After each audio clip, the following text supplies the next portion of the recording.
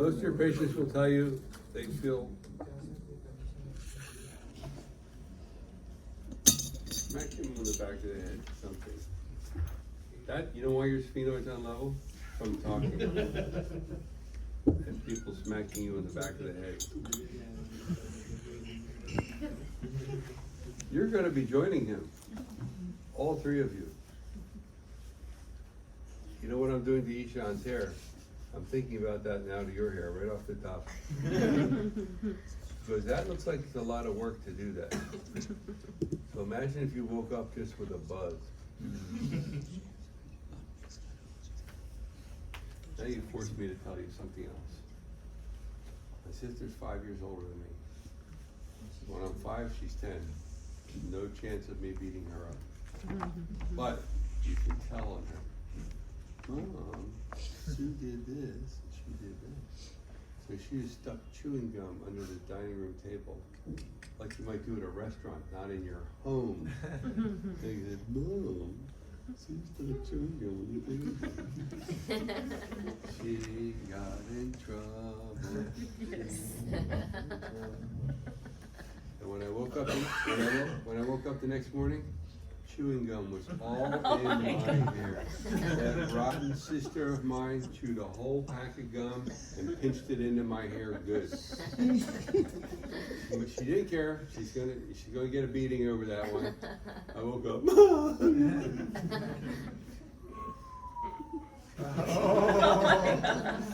Only one cure for it. Thinking about it. Induction. I think probably half of you are feeling something. For me, it's an extension of feeling cranial rhythm. If you're able to unwind people, if you're able to feel cranial rhythm, this is on that same plane. They're different theories, but it's very close touch. It's very intimate touch. Some of you are getting distracted. Patient says, well, I don't feel what you're doing. You have to ignore that. Everybody is breathing. By the time you switch places and get at the table and get a little sympathetic, you're 18 to 20. Some of you, you're breathing very fast. Maybe it calms down to 16, maybe 14. You're not going to sleep on the table, but it's still much faster than what we're looking for visceral rhythm. So you need to be comfortable. Open your fingers. You can rest on them a little bit, and the breathing rhythm, you can't ignore it. It's there. Boom, boom, boom, boom. So don't ignore it. It's doing that, and then there's something else going on very slowly under that rhythm. That's what we're looking for. It's different than cranial rhythm. Cranial rhythm, as well as the respiration, is doing something like this. Okay? This is something completely different pathway. Completely different pathway. I think half of you are feeling something. For sure, or you're very close to it. If you're able to feel rhythm, like we did with cranial, then you can do a still point. You can stop it. You can do the same thing with visceral, but we don't call it still point. We don't make that same association. So, if I'm able to feel something moving a certain way, it's like that dance. We're moving. If I stop, they stop. If you stop for 5 seconds, 10 seconds, some short period of time, and then you relax the stop in your mind. There's a slight bit of physical tension, but it's mostly a mental thing. When you're dancing and you're moving the other person around, it's such subtle physical energy, really, that you're pushing and you guys seem to be in harmony together. Or if you're not touching each other and you're moving in some sort of rhythm together. It's like that. So if I follow you, inspire and expire, at the end of one of those phases, you decide, I'm going to stop. You're not gripping them with your hand, but there's whatever movement there was, that stops, you stop. 5 seconds, 10 seconds. Okay, let's go. What you should feel is an increased amplitude. Increased amplitude, we're always going to say it means increased flow of energy, increased health of the organ. What does it mean? I'm not here giving you the meaning. For me, the medical meaning would be do a liver panel before and after. I want to see it change. Maybe it does, maybe it doesn't. I'd have to say probably not. Does that mean it's not good getting people to relax? No, it's always been. It's always good getting people to relax. So this may be a smaller part of a treatment. I will tell you when we get to, on the third day of this, we do sphincter-like areas. It's something I do a lot on babies. I do it on adults, but adults, I'm doing a mix of things. I'll do some sphincter-like areas for GI problems, but I'm also gonna be ripping out your liver, throwing it against the wall, doing a heart transplant. I'm doing a lot of things with you, and I'm doing motility. With babies, they're not getting that big mobility, they're getting motility. And their diarrhea problems, constipation problems, they respond really well to it. Also, their irritability problems. Any parents in the room? Aside from the obvious ones I know? And your hand doesn't go up. Okay. You know that. So, I know it. So, but it's a show of solidarity for the other sufferers in this room. So, Yes. if you're a parent and the kid's not sleeping, that's a mild thing. Not if it's in your house. And for those of you who are the unmarried here, the men who are currently smiling and thinking this problem will not affect them, I'm gonna teach you 3 little words that you're gonna experience in marriage. It's your turn. It's your turn. That means whatever crap she's been dealing with for hours, it's your turn. Yes. Whether you know what to do or not what to do. The package has now been passed to you. So a lot of, this is something funny, because with babies, we would call them, what's the word, the old word? Use the word colicky? Colicky baby? Yeah, colicky. You know, it means nothing. Yeah, it's nothing. It's a nothing word. You go to the doctor and you say, what's wrong with my kid? They're crying all the time. They won't go to sleep. Oh, you got a colicky baby. Okay, thank you for that medical diagnosis. What's it mean? Oh, you got a little grow out of it. It's not gonna hurt them. It's gonna hurt you, but it's not gonna hurt them. Yes. And now you've gotten what you paid for, the doctor, a medical learned opinion that they basically don't know. No, yes. And colicky babies, you do some cranial, you do some visceral. It's almost, I don't like to guarantee anything, but it's usually pretty simple.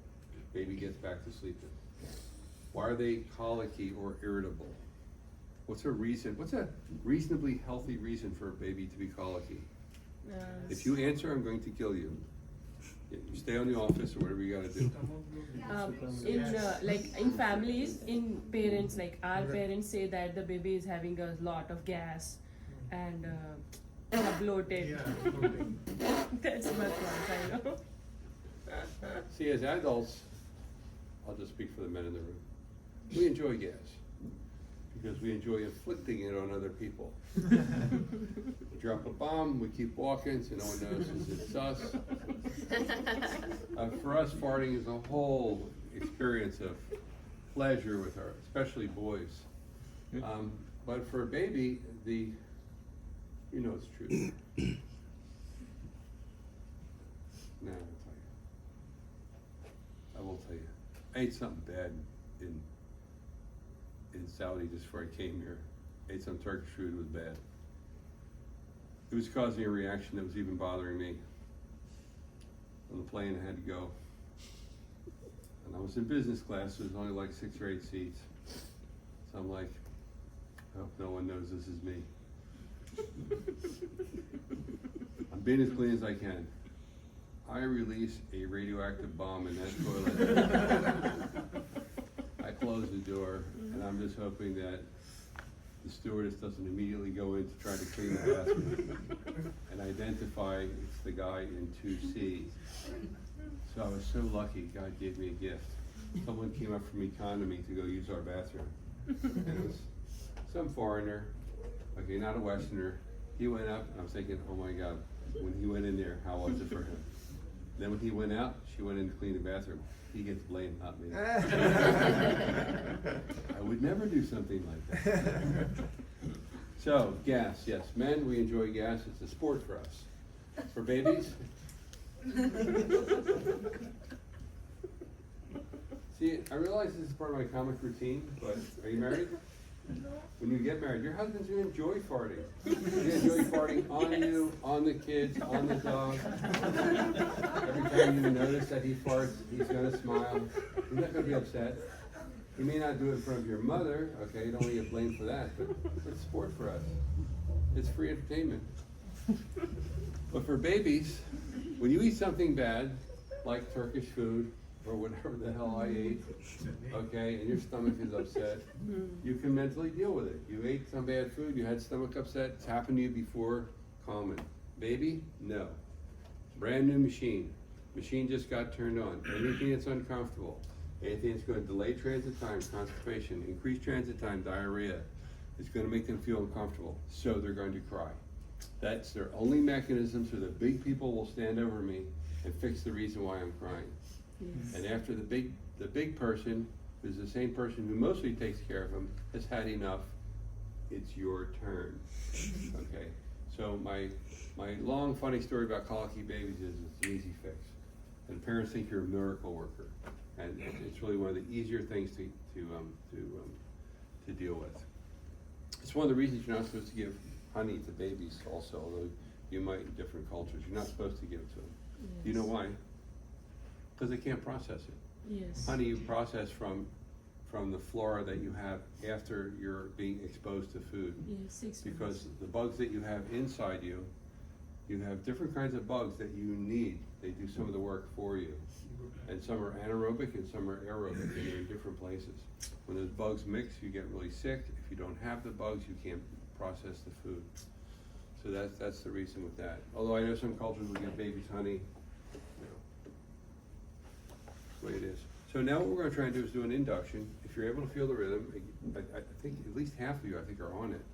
If not, I'm gonna stay at one table. We'll stay at one table, you can come and bring a partner, and I'll do it with you and your partner. I'll put my hand over your hand. I'll try to help you. The idea is gonna be follow it for a few cycles, stop it. Doesn't matter whether you stop them in inspire or expire, doesn't matter. We'll stop it, 5 seconds, 10 seconds. Relax your mind, let it go. What you should feel is an increased feeling. What will that do? We say health of the organ, maybe more relaxation in the area, maybe you feel some more heat, and maybe it'll be a small part of what you do with your other visceral motion. Okay, so this is the idea. It doesn't matter whether you're going into inspire or expire. It totally doesn't matter. So I'm going to stay at one table. Let's